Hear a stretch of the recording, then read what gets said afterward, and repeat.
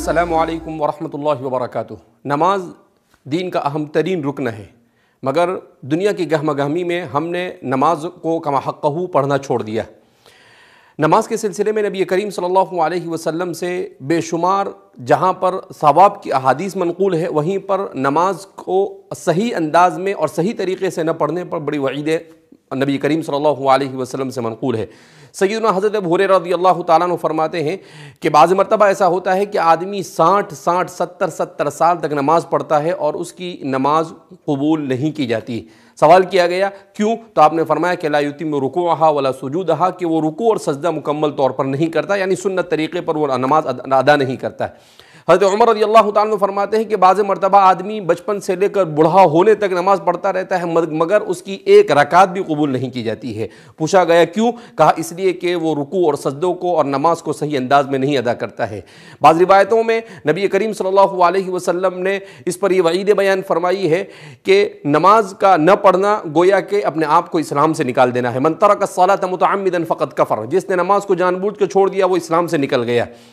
تو نبی کریم صلی اللہ علیہ وسلم نے یہ بھی فرمایا کہ صلو کما رأیتمونی اصلی، کہ تم نماز ایسے ہی پڑھو جیسا کہ مجھے نماز پڑھتے ہوئے دیکھو۔ تو نبی کریم صلی اللہ علیہ وسلم کے نماز کے طریقے کو حضرات صحابہ کرام رضوان اللہ تعالیٰ عنہم اجمعین دیکھتے تھے اور اسی کے مطابق نماز ادا کیا کرتے تھے۔ تو اس لیے ہم انہی احادیث کو سامنے رکھ کر یہ کوشش کرنے جا رہے ہیں کہ جیسے ہم نے اس سے پہلے نماز کے پروگرام کو تفصیل کے ساتھ بیان کیا تھا، اب اس وقت مختصر انداز میں ہم نماز کے طریقے کو بیان کرنے جا رہے ہیں تاکہ ہمارا ہر مسلمان نماز کو سنت طریقے کے مطابق ادا کرنے کا عادی بن جائے۔ جب ہم نماز سنت طریقے کے بعد ادا کرنے پر عادی ہو جائیں گے تو اللہ کا وعدہ ہے ان الصلاۃ تنہی عن الفحشاء والمنکر، کہ نماز بے حیائی سے اور برائیوں سے روکتی ہے۔ تو وہی نماز بے حیائی اور برائی سے روکتی ہے جس کو خشوع اور خضوع کے ساتھ پڑھا جاوے، جس کو سمجھ کر پڑھا جاوے، جس کو نبی کریم صلی اللہ علیہ وسلم کے بیان کردہ طریقے کے مطابق پڑھا جاوے۔ تو آئیے ہم جانتے ہیں کہ نماز کو سنت کے مطابق کیسے پڑھا جائے۔ سب سے پہلے جب ہم نماز شروع کریں گے تو ہمیں سب سے پہلے اپنی نماز کی تعیین کرنی ہوگی، یعنی نیت کرنی ہوگی کہ ہم کون سی نماز ادا کر رہے ہیں۔ ہم فرض نماز ادا کر رہے ہیں، سنت نماز ادا کر رہے ہیں، اور پھر اس کے بعد اس لیے کہ حدیث پاک میں آتا ہے انما الاعمال بالنیات، اعمال کا دار و مدار نیت پر ہے۔ تو آدمی کو سب سے پہلے وضو، اس کے بعد وضو کو اچھی طریقے سے وضو کرنا ہے، اور وضو کے بعد نیت کرنی ہے، اور نیت کے بعد نماز پڑھنی ہے۔ تو نماز کے لیے جب آدمی کھڑا ہو تو سب سے پہلے جب وہ کھڑا ہو تو اس کے پاؤں کی کیفیت کیسی ہو، وہ اپنی طبیعی حالت پر چھوڑ دے۔ نہ اسے بہت پھیلانے کی ضرورت ہے اور نہ اسے بالکل ملانے کی ضرورت ہے، بلکہ اسے طبیعی حالت پر چھوڑ دیا جاوے۔ اس کے بعد جب نماز ہم شروع کریں گے تو سب سے پہلے ہاتھ اٹھا کر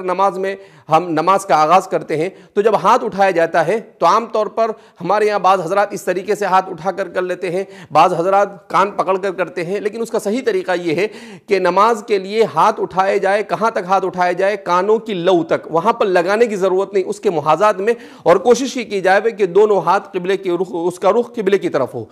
اس طرح سے آپ اپنی نماز کو اور اپنی نگاہوں کو سجدے کی جگہ پر رکھیں تاکہ آپ کی نماز میں یکسوئی آ سکے۔ اس طرح سے آپ اپنی نماز کو شروع کریں گے۔ اپنے ہاتھوں کو اس طرح سے اپنے انگوٹھے اور اپنی یہ آخری انگلی سے حلقہ لگا کر اسے اس طرح سے آپ اس کو گویا کہ پکڑ لیں گے پہنچے کے پاس، اور پھر اس کے بعد اسے آپ یہاں پر رکھ دیں گے۔ پھر اس کے بعد جب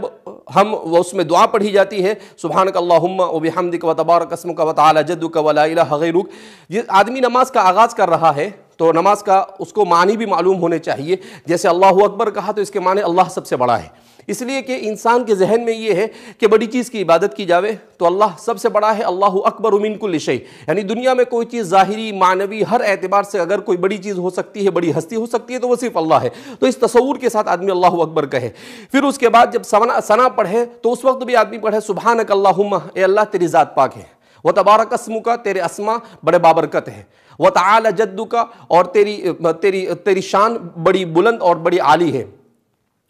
وَتَعَالَى جَدُّكَ وَلَا إِلَٰهَ غَيْرُكَ، اور تیرے علاوہ کوئی عبادت کے لائق نہیں ہے۔ تو گویا مکمل توحید کا درس دیا گیا ہے۔ جب نماز آدمی شروع کرے تو اس کے ذہن و دماغ کے اندر میں توحید کا تصور آنا چاہیے کہ ایک اللہ کے علاوہ کوئی عبادت کے لائق ہو سکتا نہیں ہے۔ اور پھر اس کے بعد وہ سورہ فاتحہ کو شروع کرے گا تو اس وقت بھی وہ کوشش کرے سورہ فاتحہ کو ہم لوگ اس کو سمجھنے کی کوشش کریں کہ اللہ اس صورت میں کیا کہنا چاہتے ہیں۔ پورے قرآن کا خلاصہ، پوری جتنی شریعتیں دنیا میں نازل ہوئی ان تمام شریعتوں فضیلتوں کا خلاصہ اس صورت میں بیان کیا گیا ہے، مگر افسوس کہ ہم اس کو سمجھنے کی کوشش نہیں کرتے ہیں۔ انشاءاللہ ہم ایسا پروگرام پیش کرنے کی کوشش کریں گے جس میں نماز میں پڑھی جانے والی تمام صورتوں کو سمجھایا جائے گا۔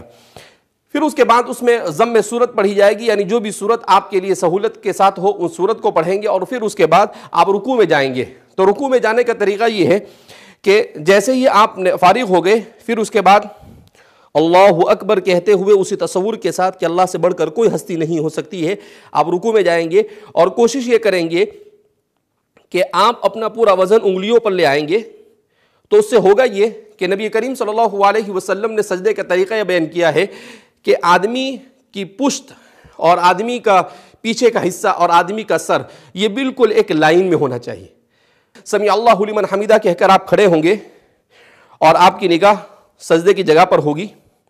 سمیع اللہ لمن حمیدہ، اس کا معنی کیا ہوتا ہے؟ سمع سن لیا، لمن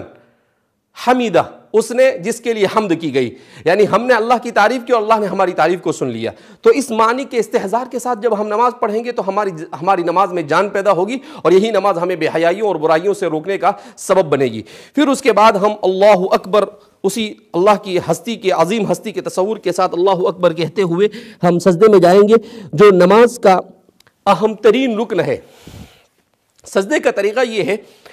کہ سجدے میں سب سے پہلے تو یہ کہ کھڑے ہونے کے بعد آپ سجدے میں کیسے جائیں۔ عام طور پر بڑی غلطیاں ہوتی ہے اس میں، بعض حضرات اس طریقے سے پہلے اپنے ہاتھ ڈال لیتے ہیں، بعض حضرات ایسے بیٹھ جاتے ہیں اور پھر اس کے بعد سجدہ کرتے ہیں۔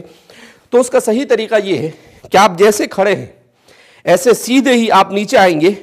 اور نیچے آنے کے بغیر کسی سٹاپ کے اور بغیر کسی رکے ہوئے آپ سجدے کے اندر میں چلے جائیں گے۔ اور جب سجدے میں جائیں گے جیسا کہ ہم آپ کو کر بتاتے ہیں،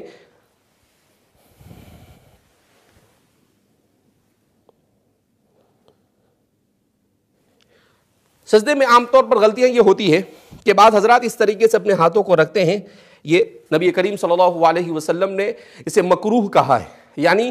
یہ عمل پسند نہیں کیا گیا۔ اسی طریقے سے بعض حضرات اپنے ہاتھوں کو ایسا بچھا دیتے ہیں، تو اس عمل کو بھی پسند نہیں کیا گیا ہے۔ تو سجدہ کیسے کیا جاوے کہ اپنے دونوں کوہنیاں یہ آپ کے گھٹنوں سے دور ہونی چاہیے، اور آپ کے یہ جو حصہ ہے ہاتھ کا، یہ دونوں ہاتھ کا حصہ یہ زمین سے اٹھا ہوا ہونا چاہیے، اور آپ کی پیشانی اور آپ کی ناک یہ زمین پر ٹکی ہوئی ہونی چاہیے۔ اس طرح سے جب آپ سجدہ کریں گے تو اس سنت کے مطابق سجدہ ہوگا۔ ام المؤمنین عائشہ صدیقہ رضی اللہ تعالیٰ عنہ فرماتی ہے کہ آپ جب سجدہ کرتے تھے تو اتنی جگہ ہوتی تھی کہ ایک بکری کا چھوٹا سا بچہ وہاں سے گزر سکتا ہے۔ تو اسی انداز میں ہم سجدہ کرنے کی کوشش کریں، تھوڑا سا ہم فاصلہ رکھیں گے، اور اپنی پیشانی، اور اس کو اس لیے کہا جاتا ہے، فقہاء نے لکھا ہے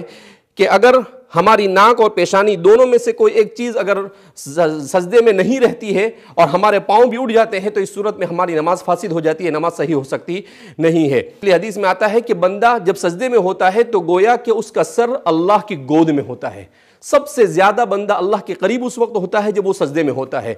اسی لیے اگر آدمی عربی جانتا ہے تو اسے سجدے کے اندر میں دعائیں مانگنی چاہیے۔ بعض حضرات نے لکھا ہے کہ سجدے میں کی جانے والی دعا کو اللہ کبھی بھی رد نہیں کرتا ہے، اس لیے کہ جب بندہ بالکل اللہ کے قریب ہوتا ہے اور اللہ سے مانگتا ہے تو ظاہر سی بات ہے کہ اللہ رب العزت اس کو کیسے اپنے دربار سے خالی ہاتھ چھوڑ سکتے ہیں۔ تو سجدے میں، اور عام طور پر یہ ہے کہ ہم سبحان ربی الاعلیٰ پڑھتے ہیں، اس کا معنی بھی ہمیں سمجھنا چاہیے، پاک ہے وہ ذات جو بڑی بلند ہے۔ اللہ رب العزت کی پاکی کو بیان کیا جا رہا ہے، اور بھی سجدے کی بہت ساری دعائیں نبی کریم صلی اللہ علیہ وسلم سے منقول ہے۔ آپ صلی اللہ علیہ وسلم سے منقول ہے کہ آپ صلی اللہ علیہ وسلم سجدے میں پڑھا کرتے تھے، اللہم اغفر لی ذنبی کلہ دقہ وجلہ کبیرہ وصغیرہ علانیتہ وسرہ، کہ اللہ رب العزت میرے گناہوں کو معاف فرما دے، چاہے چھوٹا ہو چاہے بڑا ہو، چاہے کس طرح کا بھی گناہ ہو، میرے تمام گناہوں کو معاف فرما۔ اب ظاہر سی بات ہے، بندہ جب اللہ کے اتنے قریب ہوگا اور اللہ اگر اس کے گناہوں کو معاف کریں گے تو اس بندے کے لیے اس سے بڑی اور کیا سعادت ہو سکتی ہے۔ اور بھی بہت ساری دعائیں نبی کریم صلی اللہ علیہ وسلم سے منقول ہے، جو انشاءاللہ آپ کو اسی پروگرام کے اندر میں آپ کو دعائیں بتائی جائے گی، اس کو لکھ کر ہم انشاءاللہ پیش کرنے کی کوشش کریں گے اس کے ترجمے کے ساتھ۔ اس کے بعد سجدے کے بعد جب بیٹھا جاتا ہے اس کو جلسہ کہا جاتا ہے، دو سجدوں کے درمیان جو بیٹھتے ہیں اسے جلسہ کہا جاتا ہے۔ جلسے میں جب بیٹھتے ہیں تو یہ وقت بھی اللہ کے بڑے تقرب کا وقت ہوتا ہے، اسی لیے نبی کریم صلی اللہ علیہ وسلم اس وقت میں ایک دعا سکھائی آپ صلی اللہ علیہ وسلم نے، اللہم اغفر لی وارحمنی وعافینی وہدینی وارزقنی وجبرنی۔ اس میں سب کچھ آ گیا، دنیا اور آخرت کی تمام بھلائیاں آ گئی، تو ہمیں اس دعا کا بھی اہتمام کرنے کی کوشش کرنی چاہیے، اس لیے کہ جب بندہ دو سجدوں کے درمیان ہوتا ہے تو اللہ رب العزت اس کو اس وقت بندے کی طرف بہت زیادہ متوجہ ہوتا ہے، اور اللہ رب العزت اس کی ہر دعا کو قبول کرتے ہیں۔ لہذا اس بنا پر اس دعا کو بھی ہمیں سیکھنے کی کوشش کرنی چاہیے۔ اس کے بعد جب سجدے سے کھڑے ہو تو سجدے سے کھڑے ہونے میں بھی ہم بڑی کوتاہیاں کرتے ہیں۔ ضرورت اس بات کی ہے کہ سجدے سے کھڑے ہونے کے طریقے کو معلوم کر لیں۔ اس طرح سے سجدے سے کھڑے ہو،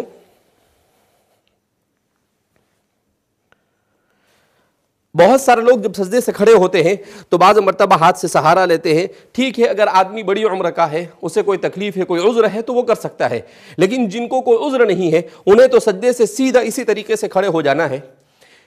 اسی لیے فرماتے ہیں کہ سنت طریقے کے مطابق اگر آدمی نماز پڑھتا ہے تو بے شمار ہڈی کی بیماریوں سے بھی اللہ اس کی حفاظت فرماتے ہیں، بے شمار خون کی بیماریوں سے بھی اللہ اس کی حفاظت فرماتے ہیں۔ آج کی سائنس نے ان تمام چیزوں کو تسلیم کیا ہے، تو دنیا آخرت کا ثواب تو ملنا ہی ہے، دنیا کی بھلائیاں اور سعادتیں بھی ملنی ہی ہیں، اور اسی کے ساتھ ساتھ اللہ رب العزت نماز کی اس برکت سے ہمیں صحت کی بھی بہت ساری نعمتوں سے مالا مال اللہ رب العزت مالا مال کریں گے اگر ہم نے سنت طریقے کے مطابق نماز پڑھی۔ تو اس طرح سے جب سجدے سے کھڑے ہو تو بالکل سیدھے کھڑے ہو جاوے، اور پھر اس کے بعد جب ہم قاعدے میں بیٹھتے ہیں تو ہمیں اپنا ہاتھ بعض مرتبہ بعض لوگ یہاں پر رکھتے ہیں، بعض یہاں رکھتے ہیں، اسے اس کی حالت پر درمیان میں چھوڑ دیا جاوے، اور اس طرح سے کیا جاوے کہ اشہد ان لا الہ کے وقت انگلی کو اٹھائے۔ بعض مرتبہ ایسا ہوتا ہے کہ بعض لوگ بہت اوپر اٹھا لیتے ہیں، بعض لوگ بالکل کم اٹھاتے ہیں، تو اس کا صحیح طریقہ یہ ہے کہ اتنی اٹھائی جاوے کہ جتنا قبلے کی طرف اس کا رخ ہو سکے۔ قائد اخیرہ میں جب ہم بیٹھتے ہیں تو تحیات پڑھی جاتی ہے، درود شریف پڑھا جاتا ہے، اس کے بعد دعا پڑھی جاتی ہے۔ اس کے سلسلے میں احادیث میں آتا ہے کہ جو دعا اس وقت کی جاتی ہے اس کو بھی اللہ رب العزت قبول کرتے ہیں، لہذا آدمی کم سے کم ربنا آتنا فی الدنیا حسنہ وفی الآخرۃ حسنہ پڑھے اور اپنا دنیا کا جو بھی مقصد ہے اس کا تصور بھی کرے، تو انشاءاللہ امید کی جاتی ہے کہ اللہ رب العزت اس کی تمام تمناؤں کو پورا فرمائیں گے۔ اس کے بعد جب سلام پھیرا جاتا ہے تو عام طور پر ہم کوتاہی کرتے ہیں کہ بعض حضرات اس طرح سے سلام پھیرتے ہیں، پوری دنیا کو دیکھتے رہتے ہیں۔ ضرورت اس بات کی ہے کہ سلام جب پھیرا جائے تو ہم اپنی نگاہوں کو اپنے کاندھوں پر رکھیں اور اس طریقے سے سلام پھیریں، السلام علیکم ورحمۃ اللہ۔ اس کا مطلب ہوتا ہے سلامتی ہو میرے ان تمام بھائیوں کی طرف جو میرے اس جانب ہے، اور ان فرشتوں کی طرف جو اس جانب ہے، السلام علیکم ورحمۃ اللہ۔ اس کا مطلب یہاں پر بھی تو اس طرح سے نماز کے وقت کوشش یہ ہونی چاہیے کہ آدمی نماز پڑھتے وقت اپنی نگاہوں کی بھی اچھی طرح سے حفاظت کرے، اپنی نگاہوں کو جہاں پر رکھنا ہے وہیں پر رکھے۔ دعا میں بھی یہ ہوتا ہے کہ ہمارے یہاں پر عام طور پر جب دعا کرتے ہیں تو دعا میں بعض حضرات اس طرح سے اپنے منہ کو چھپا دیتے ہیں، بعض حضرات دعا میں، لیکن اس کا صحیح طریقہ یہ ہے کہ اپنے ہاتھ کو سینے کے سامنے رکھا جاوے اور اس طرح سے کھلا رکھا جاوے اور اللہ رب العزت سے مانگا جاوے، اور نماز کے بعد جو دعا کی جاتی ہے اللہ رب العزت ان دعاؤں کو قبول کرتے ہیں۔ نماز کے بعد بہت سارے اذکار ہیں، تسبیحات کا پڑھنا، جس کی بھی بڑی فضیلتیں وارد ہوئی ہے۔ بہرحال ہم نے یہ کوشش کی ہے کہ مختصر وقت میں نماز کے جامع طریقے کو آپ حضرات کے سامنے بیان کیا جاوے۔ امید کی جاتی ہے کہ آپ حضرات اس کی طرف توجہ دیں گے۔